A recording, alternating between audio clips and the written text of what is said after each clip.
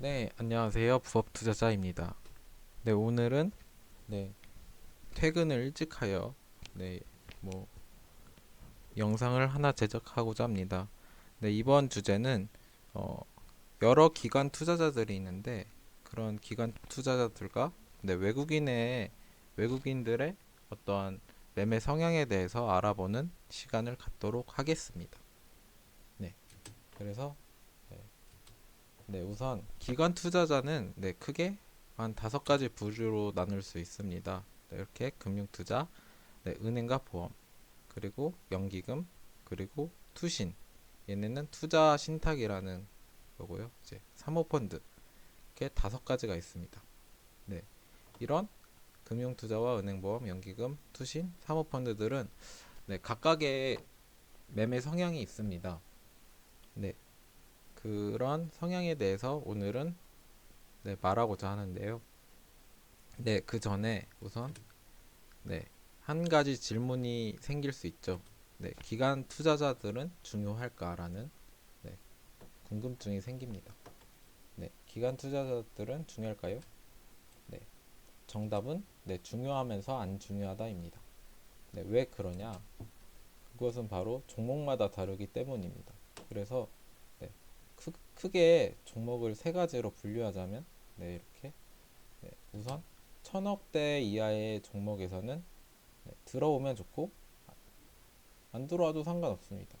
왜냐면은 천억대 이하는 보통 뭐 대주주 지분이 한 50% 있다고 치면은 네, 500억 정도, 500억 이하의 유통 물량이 있기 때문에 500억 이하의 돈을 굴려야 되기 때문에 네, 개인들이 충분히 세력이 될 수 있습니다.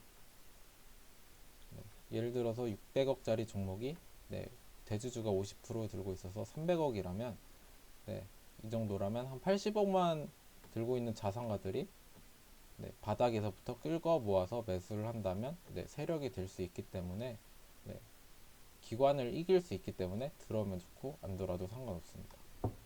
그 다음으로 2천억대에서 1조 이하의 종목은 기관의 파워가 되게 중요합니다.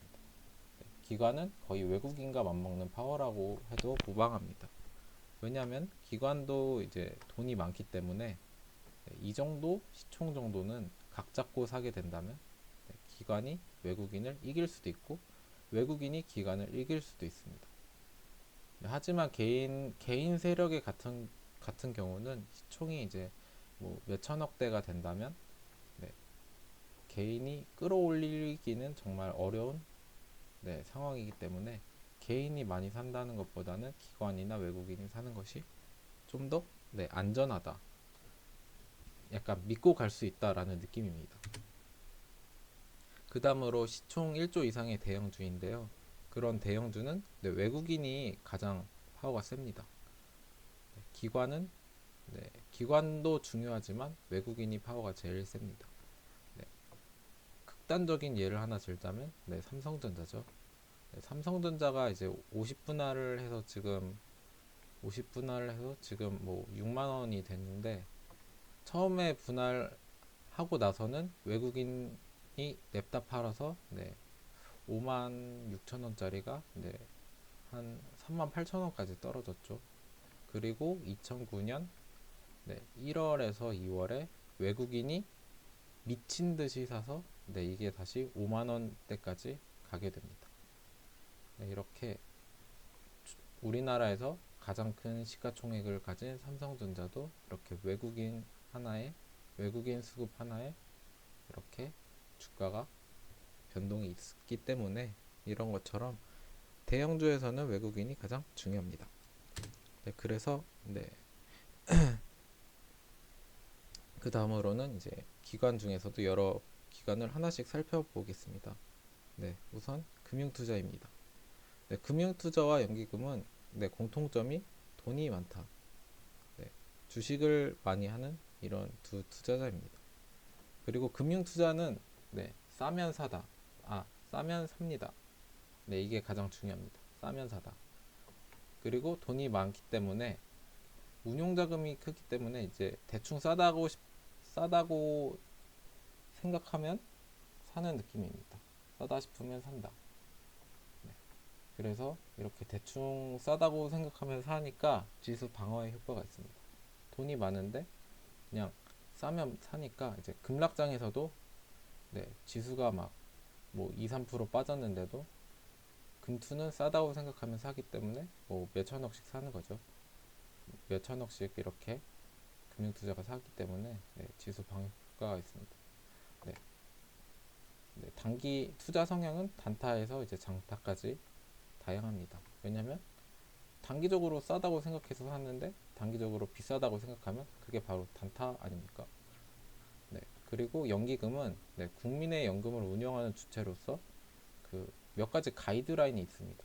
그래서 국가를 위해 투자를 한다는 느낌입니다. 그래서 가장 큰 역할론 지수 방어입니다. 네. 그래서 올해도 이제 코스피가 2000 아래로 떨어졌을 때도 연기금이 뭐 하루에 뭐 7천억씩 사던 날이 있었습니다. 네. 이렇게 연기금은 국가를 위한 투자를 하고 그렇기 때문에 국민의 연금으로 돈 관리를 하는 거기 때문에 이제 위험한 주식은 안 합니다. 그래서 주식 자체가 위험 자산이지만 주식 중에서도 안전한 자산에 투자를 한다고 보시면 됩니다. 그래서 뭐 가치 투자 혹은 배당, 대형주, 뭐 저퍼주, 저PBR주 이런 거를 많이 투자합니다. 바이오도 가끔 투자하긴 하는데 네. 그래서 이렇게만 말로만 하면은 네, 좀 신뢰가 떨어질 수 있기 때문에 뭐 한 가지 예시를 보도록 하겠습니다. 네, 이것은 이제 2018년도 네, 기억나십니까? 2018년도 10월 네, 최악의 급락장이었죠. 그때 뭐 하루에 지수가 55가 떨어졌어요. 55가 떨어졌는데 이런 날 네, 이게 개인 어이구 잠깐만요. 이게 개인이고 얘가 외국인 얘가 기관계합 그리고 얘가 바로 금융투자입니다. 그래서 보시면 네, 금융투자는 이렇게 빠지는데 55% 빠졌다고? 옛날에는 2000포인트, 2200포인트였는데 이런 느낌으로 싸네 이러고 그냥 매수를 합니다. 이렇게 싸다 싶으면 이렇게 매수를 하는 게 금융투자의 느낌입니다. 그렇기 때문에 이렇게 물량을 쓸어가기 때문에 어느 정도 지수 방어에 효과를 네, 갖는 창구다라고 볼 수 있습니다. 그 다음에는 이때는 이제 2019년도 8월달 장입니다. 이때는 이때도 이제 급락장이었는데 이때 상황이 이제 한일 관계가 일한이 아니죠. 한일이죠. 한일 관계가 최악에 다다르면서 이제 지소미아 얘기가 나왔을 때입니다. 이때 지소미아 얘기. 그러면서 지수가 급락을 했죠. 그때 뭐 미중 사이도 안 좋았던 걸로 기억이 나는데 이랬을 때 네, 개인, 외국인, 기관 개합 그리고 금융투자. 네, 금융투자도 역시 싸다 싶으면 이렇게 삽니다. 뭐 물론 팔 때도 있지만 살 때는 화끈하게 삽니다. 그리고 이렇게 네, 한일 관계가 안 좋아졌을 때 네, 국가를 대변하는 이런 창구 네, 연기금입니다. 연기금에서 이렇게 지수 방어를 오지게 해줍니다. 네, 하루에 5천억씩 4, 5천억씩 3일간 사죠. 네, 대단한 창구입니다. 이런 식으로 네, 기관과 네, 연기금과 금융투자는 이러한 성향을 갖고 있는 창구다 라고 할 수 있습니다. 네, 그 다음으로 이제 은행과 보험인데요. 은행과 보험은 돈이 많아요. 왜냐하면 얘네는 보험금을 받고 얘는 네, 은행에서 네, 적금하는 돈을 받기 때문에 돈은 진짜 많아요. 하지만 네, 주식을 많이 사진 않습니다. 그래서 딱히 반갑지도 관심을 가질 필요도 없는 창구고요. 얘네들은 이제 고객님들의 돈을 갖고 투자를 하기 때문에 안전 위주의 투자를 하고 얘네도 싸면 삽니다. 하지만 지수 폭락장에 주가 방어를 해주는 정도이고 네, 크게 기대는 할 필요가 없는 창구이다. 네, 넘어가셔도 됩니다. 그리고 마지막으로 제가 좋아하는 사모펀드와 투자 신탁, 투신입니다. 네, 얘네들은 네, 비슷해요. 금투에 비해서 연구기금에 비해서 돈이 적어요. 총 가진 돈은 적지만 사고 싶은 것을 매수하고 가격을 올리면서 매수하는 성향이 있습니다.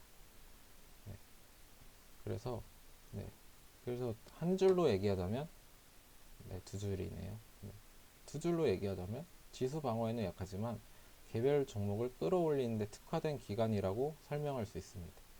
그래서 이제 개별주를 하시는 개미님들, 저는 이제 투신을 좀 믿는 편이에요. 투신이 그래서 어느 정도 각 잡고 매수한다면 믿을만 합니다. 각 잡고 매수한다는 거는 이제 뭐 매일매일 매수하는 걸 각 잡고 매수한다고 볼 수 있습니다.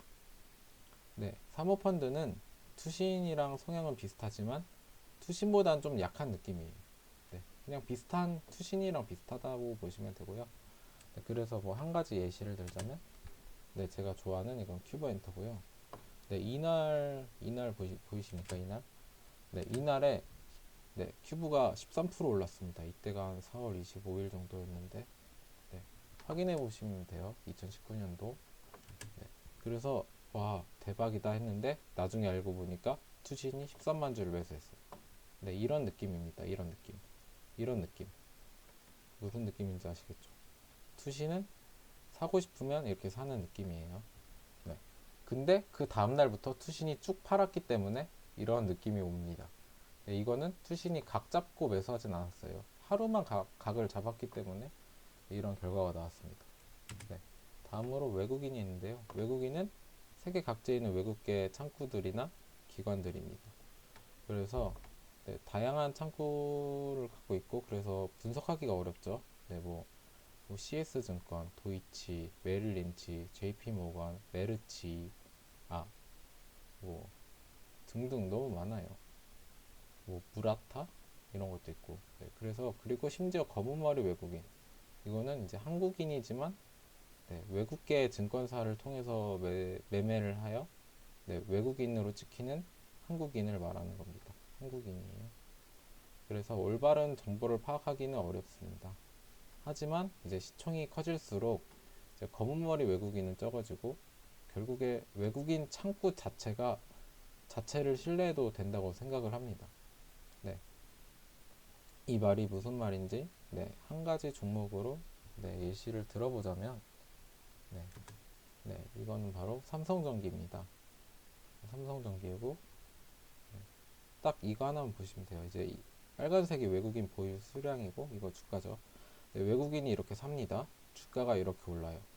외국인이 팔아요. 주가가 떨어져요. 외국인이 사요. 주가가 올라요.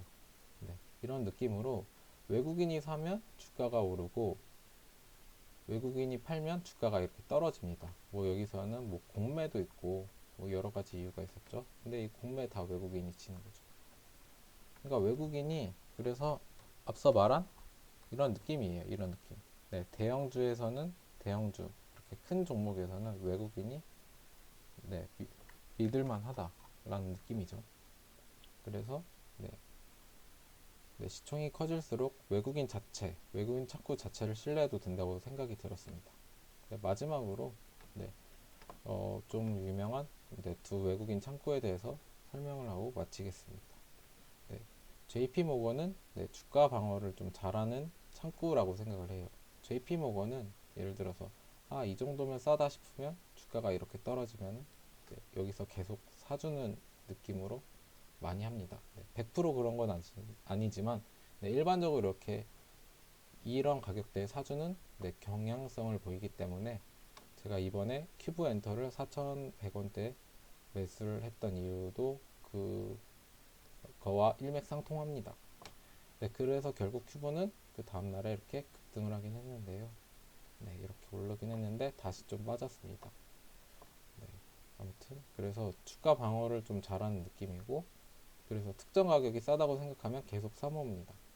그래서 투자 성향은 뭐 단타부터 장투까지 좀 다양하고 그래서 기관으로 따지자면 네, 금융투자와 사모펀드 사이의 느낌인 것 같아요. 네, 금융투자처럼 돈이 많고 네, 쌀 때 받쳐주지만 사모펀드처럼 좀 사고 싶은 거를 약간 그 종목별로 네, 매수를 하기 때문에 좀 금융투자와 사모펀드 사이의 느낌이 아닐까라는 생각을 합니다. 그리고 마지막으로 메릴린치입니다. 메릴린치는 유일무이한 초단타 창구로서 진짜 심할 때는 1% 뛰기도 합니다. 어떤 느낌이냐면 이제 만 원과 1,100원이 있을 때 만 원에다가 매수를 걸어놓고 1,100원에 매도를 걸어놓는 정도로 심한 단타 창구입니다. 그래서 단타를 칠 때는 혹이 단타를 칠 때나 아니면은 단기적인 추세를 알고 싶을 때 활용하는 창구입니다. 단타를 칠 때 메릴린치가 들어오면은 단기적으로 좀 단기적인 추세가 좋다. 양호 좋다. 그래서 이제 단타 칠만하다 이런 느낌이고 메릴린치가 이렇게 계속 판다면 이제 단기적으로 올리긴 글렀구나라고 생각을 합니다. 네, 여기까지 기관 투자자와 외국인에 대해서 알아보았고요. 내용이 마음에 드셨다면 구독과 좋아요 한 번씩 눌러주시면 감사하겠습니다. 제작자에게는 큰 힘이 됩니다.